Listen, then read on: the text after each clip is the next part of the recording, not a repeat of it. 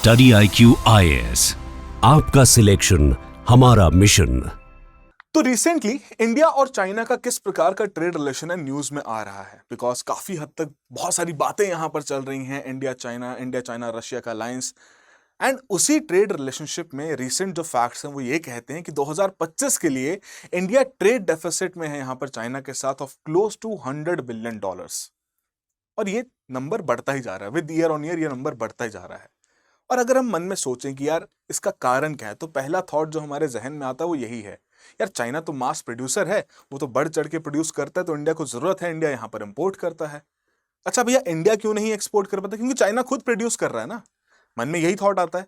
But what if यहां पर हम इस मिथ को बस्ट करें कि जहां चाइना द्वारा बिलियंस ऑफ डॉलर्स का एक्सपोर्ट किया जाता है, वहीं एट द सेम टाइम वो बिलियंस ऑफ डॉलर्स का यहां पर इंपोर्ट भी करते हैं। बट दिक्कत क्या है, इस इंपोर्ट के बार्स में इंडिया की वेटेज बहुत ही कम है, 1% से भी कम देखने को मिलती है। अब सवाल यही उठता है कि भाई वो 1% या 1% से कम भी यहां पर क्यों है? क्या कारण है उसका? कौन से बैरियर्स हैं जिनकी वजह से इंडिया अपना प्रोडक्ट चाइना में एक्सपोर्ट नहीं कर पा रहा? अब आपके मन में पॉइंट आ चुका होगा कि भैया इंडिया का प्रोडक्ट उतना कॉम्पिटेटिव नहीं है तो वो नहीं कर पाते होंगे। बट मानिए मेरी बात, इसके बियॉन्ड और भी रीजंस हैं जिन्हें आज हम यहाँ पर थोड़ा समझेंगे, जानेंगे एंड एनालिसिस करने के बाद हम ये कोशिश करने की, समझने की कोशिश करेंगे कि एग्जैक्टली जो $160 बिलियन के अपॉर्चुनिटी की यहां पर बात की जा रही है, ट्रेड अपॉर्चुनिटी की जो यहां पर बात की जा रही है, वो किस बेसिस पे की जा रही है और कौन कौन से सेक्टर्स पे की जा रही है। तो ये डिस्कस करते हैं आज के सेशन में। मेरा नाम अरविंद गुलेरिया है। तो बेसिकली इन्हीं इंपोर्ट्स की अगर हम बात करें तो भैया सिग्निफिकेंट इंपोर्ट्स यहां पर इलेक्ट्रिकल इलेक्ट्रॉनिक कंपोनेंट्स के किए जाते हैं, मिनरल फ्यूल्स, ऑयल्स, राइट, आपके मशीनरी, न्यूक्लियर रिएक्टर्स, ओर्स, है ना, आयरन ओर का बहुत सिग्निफिकेंट इंपोर्ट वहां पर वो करते हैं, राइट। तो सिग्निफिकेंट इंपोर्ट्स तो हैं और अक्रॉस वेरियस सेक्टर्स वहां पर चाइना द्वारा इंपोर्ट भी किए जाते हैं। बट अब इंपोर्ट करते किससे हैं वो? South Korea, Russia, even United states, US से भी वहां पर सिग्निफिकेंट इंपोर्ट्स हैं। इंडिया का जो शेयर है वो मात्र 0.84% का है 2023-24 के डेटा के बेसिस पर। अगर यहां पर देखा जाए, थोड़ा बहुत माइनर ऑल्टरेशन चेंजेस यहां पर आ चुके होंगे, बट ये किसी भी तरीके से हम नहीं कह सकते कि चाइना सिर्फ और सिर्फ अपनी खुद की प्रोडक्शन करता है और उसे चीजों के इंपोर्ट करने की आवश्यकता नहीं है। बिकॉज चाइना के पास अगर वो मैन्युफैक्चरिंग पावर है, तो उस मैन्युफैक्चरिंग पावर के लिए जो रॉ मटेरियल की जरूरत है वो डेफिनेटली वो डिफरेंट देशों से वहां से प्रिक्योर करता है, और इंडिया भी उन्हीं देशों में से एक बन सकता है। But again the very same question जो कि हमने पहले यहां पर रखा, ऐसा हुआ क्यों नहीं? What is the exact concern? तो अगर इंडिया और चाइना के economic as well as political relations की अगर हम बात करें, जियो पॉलिटिकल रिलेशंस की बात करें, तो 2020 के बाद से एक मेजर टर्न हमें यहां पर देखने को मिला था, एक पर्टिकुलर इंसिडेंट की वजह से। वो कौन सा इंसिडेंट था वो आपके लिए मैं यहां पर छोड़ रहा हूं, चैट बॉक्स और कमेंट बॉक्स में बताइए कौन से इंसिडेंट के बाद वो मेजर चेंज ऑफ इवेंट्स दोनों के रिलेशनशिप में यहां पर आया। बट द पॉइंट इज कि उसके बाद से इंडिया ने बहुत ही क्लोज डोर पॉलिसी फॉलो करनी शुरू कर दी in terms of investment, not in terms of trade. Trade में तो भैया सिग्निफिकेंट ट्रेड डेफिसिट बढ़ता जा रहा है, बट इन्वेस्टमेंट के केस में एक PN3 policy, press note 3 policy यहां पर निकाली गई कि भैया चाइना का हम FDI यहां पर इतनी जल्दी एक्सेप्ट नहीं करेंगे, गवर्नमेंट रूट के थ्रू ही यहां पर किया जाएगा। जैसे हमने पहले भी डिस्कस किया था, जिसकी वजह से बहुत सारे प्रपोजल्स तो वहां पर रिजेक्ट भी कर दिए गए, और वहीं पर फिर चाइना ने भी कुछ कुछ नई पॉलिसीज अडॉप्ट करी, right. But apart from that there are certain barriers जो कि हाईलाइट किए गए इस पर्टिकुलर रिपोर्ट में। अब ये पॉलिसी ब्रीफ यहां पर बात करता है इंडिया के इकोनॉमिक एंगेजमेंट स्ट्रैटेजी के बारे में विद चाइना, एंड इसी अगस्त के महीने में यहां पर इसे निकाला गया है। एंड वेरी सिग्निफिकेंट पॉइंट्स इस रिपोर्ट में यहां पर हाईलाइट किए गए हैं जिन्हें हम यहां पर डिस्कस करें, बिकॉज उन्हीं पॉइंट्स के बेसिस पर ये $161 बिलियन की अपॉर्चुनिटी की यहां पर बात की गई है। तो सबसे पहला पॉइंट आता है यहां पर टैरिफ बैरियर्स का। हर एक देश के जो ट्रेड रहती है उसमें टैरिफ एक बहुत इंपॉर्टेंट रोल प्ले करता है। वो बैरियर का भी काम कर सकता है, वो फैसिलिटेटर का भी काम कर सकता है। अगर आप टैरिफ्स कम रखेंगे तो भैया ट्रेड और बढ़ेगा, फैसिलिटेट करेंगे आप। टैरिफ्स अगर बढ़ते हुए देखने को मिलेंगे तो जाहिर सी बात है भैया वो एक बैरियर का काम करना शुरू कर देगा। But now this particular tariff barrier across various products यहां पर देखने को मिलते हैं, जैसे वेजिटेबल प्रोडक्ट्स हो गए, vehicle, aircraft vessels, prepared food stuffs, animal और वेजिटेबल ऑयल्स, है ना। 9%, 8%, 10%, 12% इतना सिग्निफिकेंट बैरियर है। बट एक बहुत इंपॉर्टेंट पॉइंट यहां पर मैं आपको बताना चाहूंगा। देखिए 2013 से अगर देखा जाए कि जो आपके हाई ड्यूटी जहां पर चार्ज की जा रही है चाइना द्वारा, राइट, अब ये ओवरलैप करता है इंडिया के स्ट्रॉन्ग एक्सपोर्ट सेक्टर्स के साथ। Food, automotive parts, agriculture, processed goods, इन सभी के साथ ओवरलैप करता है। बट एक बहुत जरूरी बात क्या है कि ये जो पर्टिकुलर टैरिफ्स यहां पर इंपोज किए जा रहे हैं, इंपोर्ट ड्यूटीज यहां पर इंपोज की जा रही हैं, 2013 से कंपेयर किया तो सिग्निफिकेंटली कम हो चुकी हैं, बट अभी भी एक मेजर बैरियर का यहां पर काम जरूर करता है। बट इसके beyond there are non tariff barriers जो कि एक सिग्निफिकेंट रोल प्ले कर रहे हैं, जिनकी वजह से इंडियन प्रोडक्ट्स चाइना नहीं पहुंच पा रहे। अब वो कैसे हैं, जैसे हम टेस्टिंग और सर्टिफिकेशन इश्यूज के बारे में बात करें। अब चाइना यहां पर क्या कहता है कि भैया हम किसी भी प्रकार की थर्ड पार्टी लैब की टेस्टिंग को अलाउ नहीं करेंगे, रीटेस्टिंग तो खासकर। अगर रैंडम सैंपलिंग में कोई भी इंडियन गुड्स फेल कर जाए तो पूरा का पूरा कंसाइनमेंट वहां पर रिजेक्ट कर दिया जाता है। And after the consignment is rejected, कोई अपील मैकेनिज्म नहीं है, जिसकी वजह से एक्सपोर्टर्स का जो पूरा का पूरा कंसाइनमेंट वैल्यू हो वहां पर वो लूज कर जाते हैं।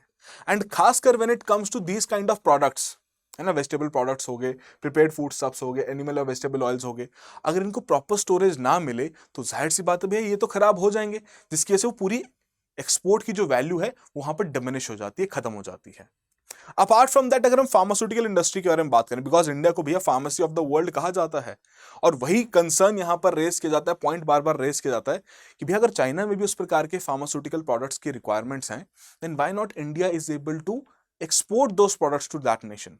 रीजन इज क्वाइट सिंपल कि पेटेंट एग्जामिनेशंस बहुत रिस्ट्रिक्टिव हैं, राइट, और जो अप्रूवल की प्रोसेस वो इतनी स्लो है, जिसकी वजह से भैया इंडियन फार्मा से जितने भी एंटर करना चाहते हैं उस स्पेस में, उस चाइना के मार्केट में, वो नहीं कर पाते। एंड मोर ओवर बहुत बार चाइनीज पार्टनर्स द्वारा यहां पर डिमांड भी क्रिएट की जाती है कि भैया पेटेंट यहां पर शेयर किया जाए, मैंडेटरी पेटेंट शेयरिंग यहां पर की जाए, जो कि अगेन इंडियन फार्मास्यूटिकल कंपनीज के लिए इतना सही नहीं रहता, because they are also concern, patent share कर दिया, सारी क्रिटिकल इंफॉर्मेशन वहां पर चलेगी तो चाइना का तो खुद का भी मैन्युफैक्चरिंग बेस है, वो भी सिग्निफिकेंट प्रोडक्शन यहां पर कर सकता है, और जो ऑलरेडी उस कंपनी ने अगर दुनिया भर में कुछ एक मार्केट शेयर कैप्चर करके रखा होगा, चाइना उसको इजीली बीट भी कर पाएगा, because when it comes to pharmaceutical products India की डिपेंडेंसी एपीआईज की तो है ही चाइना के ऊपर, राइट, क्लियर है। अपार्ट फ्रॉम दैट, कहीं ना कहीं रेगुलेटरी एंड डॉक्यूमेंटेशन कॉम्प्लेक्सिटी की बात करें, अब मैंडरिन लैंग्वेज भी मैंडेटरी है, आपके बहुत सारे रूल्स सिर्फ मैंडरिन में वहां पर लिखे रहते हैं। अब कहीं ना कहीं अगर कोई ऑफिशियल इंग्लिश ट्रांसलेशन नहीं है, बिकॉज अगर उन प्रोडक्ट्स में इंग्लिश ट्रांसलेशन में अगर आपने कुछ लिखा है, मैंडरिन में अगर वो डिफरेंट देखने को मिल रहा है, again the whole consignment will be rejected कि नहीं चाहिए भाई।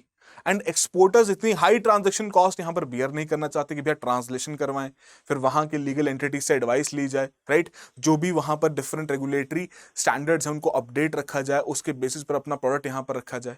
तो एक सबसे बड़ा सिग्निफिकेंट इंपैक्ट है लैंग्वेज का, जो कि अगेन इंडिया और चाइना के इस एक्सपोर्ट कंपोनेंट के ऊपर इंपैक्ट करता है। फिर आती है standards and quality barriers.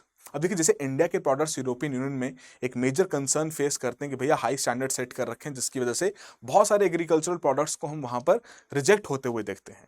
Now similarly India struggle करता है चाइनीज प्रोडक्ट स्टैंडर्ड्स को, एंड स्पेशली जो आपका एग्री फूड सेगमेंट है, राइट, कि रेजिड्यूज कितना रह गया, माइक्रोबायोलॉजिकल कंटामिनेशन है नहीं, एडिटिव्स कौन से यूज किए गए हैं, पैकेजिंग और लेबलिंग किस तरीके की है, तो बहुत स्ट्रिक्टली वहां पर फॉलो किए जाते हैं, जिसकी वजह से, और चक्कर ये है ना कि कंप्लायंस एक चीज होती है कि आप इंपोज कर रहे हैं कि ठीक है, right, but at the same time अगर कोई इसको रिजॉल्व करने का तरीका नहीं है कि एक बार रिजेक्ट हो गए तो हो गया, उसकी वजह से एक्सपोर्टर्स ने अपना पूरा कॉन्फिडेंस लूज कर जाते हैं। दे आर मोर लाइक यार यहाँ तो बेचना नहीं, यहाँ से बढ़िया तो हम किसी और मार्केट में जाके बेच दें, है ना, वो अफ्रीकन मार्केट्स को यहाँ पर टैप करना शुरू कर देते हैं, जिसकी वजह से कहीं ना कहीं हमारे वो एक्सपोर्ट्स की मात्रा उतनी नहीं बढ़ पा रही जितनी होनी चाहिए। तो these are the particular concern जो कि यहां पर हाईलाइट किए गए, और इन्हीं कंसर्न के बेसिस पर यहां पर कहा गया कि अगर पिछले कुछ सालों में 2019 से लेकर 2025 मई तक को यहां पर देखा जाए, ईयर वाइज जो रिजेक्टेड एक्सपोर्ट कंसाइनमेंट्स हैं इंडिया के, जो कि चाइना द्वारा रिजेक्ट कर दिए गए हैं, तो total number stands at close to 600, कि 600 ऐसे कंसाइनमेंट्स रिजेक्ट कर दिए गए हैं आपके fish and seafood, right. Apart from that coffee, tea and spices, edible preparations, cocoa and preparations across various products से हमारे इस प्रकार के कंसाइनमेंट्स यहां पर रिजेक्ट हुए हैं। So it is not just the tariff barriers which have been creating an obstacle for the Indian exporters, but at the same time much more stricter जो यहाँ पर नॉन टैरिफ बैरियर्स हैं, जो quality standards हैं, जो आपकी regulatory compliances हैं, product identification है, apart from that language concern है, इन सभी कंसर्न्स की वजह से हम उतना एक्सपोर्ट नहीं कर पा रहे despite having that kind of potential. Because pharmacy के केस में कहीं ना कहीं चाइना की जो डिमांड है है ना, मेडिकामेंट्स के केस में वो सिग्निफिकेंटली बढ़ती हुई देखने को मिल रही है, क्योंकि एजिंग पॉपुलेशन जैसे जैसे आती जाएगी वैसे वैसे ये सिंपल फिनोमेना है कि आपके फार्मेसी की डिमांड भी यहाँ पर बढ़ेगी। अब इंडियन अपना फार्मास्यूटिकल सेक्टर स्ट्रॉन्ग किया है, वर्ल्ड फार्मेसी का टैग यहाँ पर एंजॉय किया है ना, तो कहीं ना कहीं ये जो पर्टिकुलर सेक्टर है ये दिखाता है कि भैया $15 बिलियन की एक बहुत बड़ा पोटेंशियल है, जिसकी वजह से हम सिग्निफिकेंट एक्सपोर्ट्स यहाँ पर कर सकते हैं, जो कि अभी करंटली मात्र कितना $71 मिलियन पे है, राइट। तो पहला सेक्टर तो ये रहा। Apart from that services sector की बात करें, इंडिया के लिए इंडिया का सर्विस सेक्टर बहुत क्रिटिकल रोल प्ले करता है, चाहे वो हमारी फॉरेक्स अर्निंग्स की हम बात करें या ओवरऑल करंट अकाउंट का जो डेफिसिट लेवल है उसको रिड्यूस करने में भी हेल्प करता है, बिकॉज यही सेक्टर है जो कि एक्सपोर्ट से हमारा पैसा कमा पाता है, नेट एक्सपोर्टर के तरीके से देखा जाता है। Now again when it comes to कि इंडिया का जो आईटी सर्विसेज का एक्सपोर्ट है चाइना को, वो बहुत ही मिनिमल है, अप्रॉक्सीमेटली 120 मिलियन यहां पर देखने को मिलता है, डिस्पाइट इंडियाज ग्लोबल एक्सपोर्ट जो है वो आपके $200 बिलियन से भी ज्यादा यहां पर एक्सीड कर रहे हैं। Now what are the key barriers? Again क्योंकि वहां पर चाइना की अपनी खुद की क्या है, data localisation requirements, cyber security requirements, market access restrictions जहां पर वो डेटा शेयर करने की बात करते हैं, राइट। एंड सबसे बड़ा कंसर्न यही लैंग्वेज और कल्चरल बैरियर, जिनकी वजह से हमारी सर्विसेज उतने हद तक वहां पर नहीं पहुंच पा रही। So again if this particular sector can be tapped, we can achieve a particular forex revenue of $5 billion, जो कि मात्र बहुत लिमिटेड 120 मिलियन का यहां पर देखने को मिल रहा है। There is a potential, it just that कि जो पर्टिकुलर कंसर्न्स हैं, जो टैरिफ और नॉन टैरिफ बैरियर्स हैं, उन्हें यहां पर एड्रेस करना है। एंड वेरी ब्यूटीफुली इस रिपोर्ट में भी अक्रॉस वेरियस सेक्टर्स ये चीज यहां पर आइडेंटिफाई की गई। जैसे टोबैको का एग्जांपल लो, इंडिया सिग्निफिकेंट प्रोडक्शन कर रहा है, राइट, कोई अभी तक हमारे एक्सपोर्ट नहीं है टोबैको केस में, but there is significant potential कि हम उतने $1.2 बिलियन का यहां पर एक्सपोर्ट कर सकते हैं, राइट।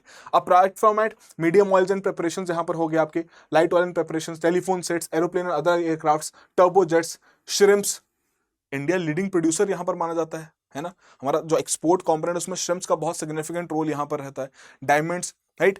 ये जितने भी हमारे अक्रॉस वेरियस आर्टिकल्स हैं, इन सभी में एक सिग्निफिकेंट अपॉर्चुनिटी है, जिसे अगर हम यहां पर ग्रैब कर लें तो हम अच्छा खासा पैसा अपने देश के लिए यहां पर जनरेट कर सकते हैं। But the point is what, now these kind of barriers जो हमें चैलेंजेस यहां पर देखने को मिल रहे हैं, ये चैलेंजेस खुद से रिजॉल्व नहीं होंगे। ये चैलेंजेस इंडिया अपने प्रोडक्ट की क्वालिटी को यहां पर बढ़ा देगा तब भी शायद रिजॉल्व नहीं हो पाएंगे, हम बहुत कॉम्पिटिटिव तरीके से भी प्राइसिंग यहां पर करेंगे तब भी यहां पर रिजॉल्व नहीं हो पाएंगे, बिकॉज इस पर्टिकुलर चैलेंज को रिजॉल्व करने के लिए चाहिए दोनों देशों के बीच एक म्यूचुअल डायलॉग, एक बेहतर ट्रेड पैक्ट, जिसके चलते दोनों देश यहां पर सिग्निफिकेंटली ट्रेड कर सकें। अब हालांकि जब हम बात यहां पर कर ही रहे हैं कि इंडिया का इतना बड़ा सिग्निफिकेंट ट्रेड डेफिसिट है, तो इस ट्रेड डेफिसिट को कम करने के लिए हमें अपने इंपोर्ट्स की मात्रा भी यहां पर कम करनी चाहिए। अब देखे जाए इंडिया के इंपोर्ट्स फ्रॉम द चाइना, तो अगर देखें हम, है ना, मशीनरी और इलेक्ट्रॉनिक्स में 56% तक यहाँ पर वेटेज है, केमिकल प्रोडक्ट्स 15%, बेस मटेरियल, बाकी आर्टिकल्स, प्लास्टिक्स, इन सभी में हमारा इंपोर्ट यहाँ पर किया जाता है। एंड अगर देखा जाए कि किस प्रकार का लेवल ऑफ स्किल या टेक्नोलॉजी उन प्रोडक्ट्स की है, तो हम देखते हैं कि medium and high technology manufacturing के ही सिग्निफिकेंट इंपोर्ट्स यहाँ पर हैं।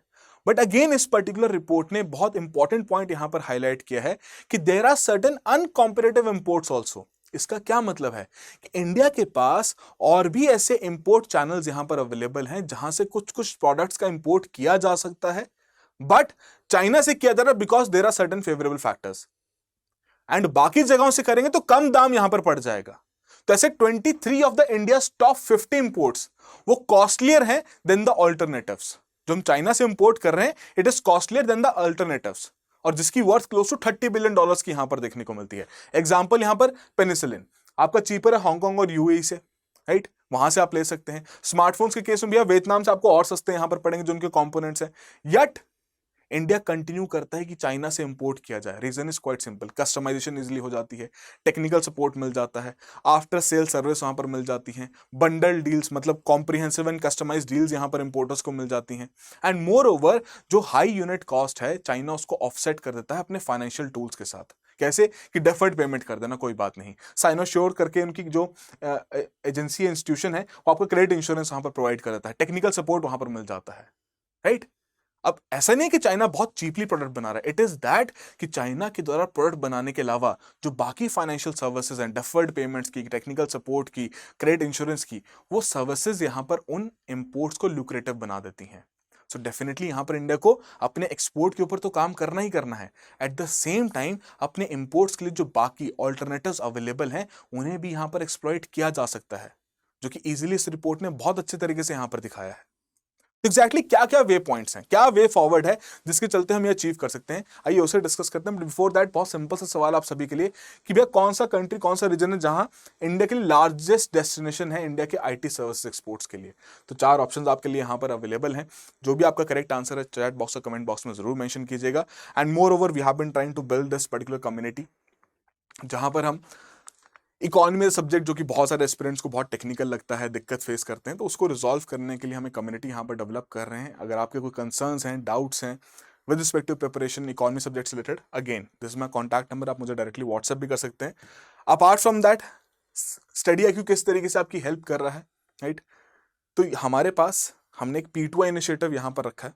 This P2I initiative is a very flagship initiative. आपकी प्रीलिम्स से लेकर इंटरव्यू की जो पूरी प्रिपरेशन है उसे हम यहाँ पर कवर करते हैं across various languages, Hindi, English and bilingual available है। 2026, 2027, 2028 सभी के लिए यहाँ पर अवेलेबल है, राइट? एंड करेंटली आपकी end of the season cell यहाँ पर चली, तो उस केस में 2027 का जो हमारा बैच है, लॉन्ग टर्म का जो इवनिंग बैच है, it is going to be priced at less than 30,000। अब इसमें आपका notes, live classes, record classes का एक्सेस, बुक्स, मेंटरशिप, डेली में answer writing, test series, faculties mentorship, you name it we have it, we have everything covered under one roof. तो जो भी requirements हैं किसी भी एस्पिरेंट की, उन सभी चीजों को हम यहाँ पर कवर करते हैं। तो डेफिनेटली जाके चेकआउट कीजिए and you can use the code of ARG Life for the maximum discounts. And if you want any consultation regarding the courses also, you can definitely approach me. Now what is the way forward, how we can improve our trade balance, at the same time we can make sure कि उस प्रकार का जो एक नया market हमें यहां पर जरूरी है आफ्टर द US के साथ जो हमारे कॉन्फ्लिक्ट चल रहे हैं, उस रिक्वायरमेंट को भी यहां पर पूरा किया जा सके, राइट? सो देखिए this is a very important point कि यहां कहीं ना कहीं हमें मीडियम और जो हाई टेक गुड्स है ना, उनमें हमें अपने एक्सपोर्ट सेगमेंट को डाइवर्सिफाई करना पड़ेगा चाइना के साथ, राइट? आपके इलेक्ट्रॉनिक्स हो गए, एयरक्राफ्ट पार्ट्स हो गए, pharmaceutical, auto components, because in सभी चीजों में हम सिग्निफिकेंट तरीके से प्रोडक्शन कर पा रहे हैं, राइट? एंड जो बहुत सारा हमें इंपैक्ट पड़ा है टैरिफ की वजह से, US टैरिफ की वजह से, उन प्रोडक्ट्स को भी हम थोड़ा सा रीराउट कर सकते हैं, रीडायरेक्ट कर सकते हैं टुवर्ड्स द चाइना। बट इसके लिए एक बहुत इंपॉर्टेंट चीज है, एक इंडिया चाइना का नॉन टैरिफ बैरियर का एक टास्क फोर्स, कि जो ट्रेड बैरियर्स हमें देखने को मिल रहे हैं नॉन टैरिफ के तरीके से, इनके लिए कोई टास्क फोर्स बनानी बहुत जरूरी है, ताकि जो भी स्टैंडर्ड्स का कंसर्न है उसको रिजॉल्व किया जा सके। टेस्टिंग के जो इश्यूज हैं कि भी एक बार टेस्ट हो गया, फॉल्स पाया गया, तो दूसरी बार टेस्टिंग होगी नहीं, रीटेस्टिंग अलाउड ही नहीं है, राइट? कंसाइनमेंट रिजेक्टेड तो रिजेक्टेड। तो इसको रिजॉल्व करने के लिए एक म्यूचुअल डायलॉग होना बहुत जरूरी है। अब देखिए एंटिसिपेशन बहुत ज्यादा है, जयशंकर जी के द्वारा भी विजिट अभी यहाँ पर मिले थे वो, है ना, चाइनीज एक्सटर्नल अफेयर्स मिनिस्टर से। उस समय पर 3 इंपॉर्टेंट स्टेप्स वहां पर लिए गए कि चाइना अलाउ करेगा रेयर अर्थ का यहाँ पर एक्सपोर्ट, अपार्ट फ्रॉम दैट जो आपके मशीनरी कंपोनेंट्स उनका एक्सपोर्ट, एंड डायमोनियम फॉस्फेट है ना, जो हमारा बहुत क्रूशियल फर्टिलाइजर है, इन सभी का एक्सपोर्ट अलाउ करेगा। तो कहीं ना कहीं शुरुआत होती हुई देखने को मिल रही है, बट शुरुआत का जो निष्कर्ष है, जो उसका कंक्लूजन यहां पर किसी ना किसी तरीके से इंडिया के फेवर में होना बहुत जरूरी है, बिकॉज इंडिया कहीं ना कहीं क्रेव करता है इस समय पर एक्सपोर्ट लेड ग्रोथ के लिए। हम अपना इतना एक्सपोर्ट नहीं कर पाते, जो हमारे देश की ग्रोथ है वो सिग्निफिकेंटली क्यों है, हमारे पॉपुलेशन की वजह से, हमारी डोमेस्टिक कंजम्पशन की वजह से। तो हमें जरूरत है उस प्रकार की एक्सपोर्ट लेड ग्रोथ की, राइट? तो कहीं ना कहीं हमें यहां पर चाहिए एक पॉलिसी जिसके चलते इंडिया और चाइना और बेहतर यहां पर ट्रेड कर सके, है ना?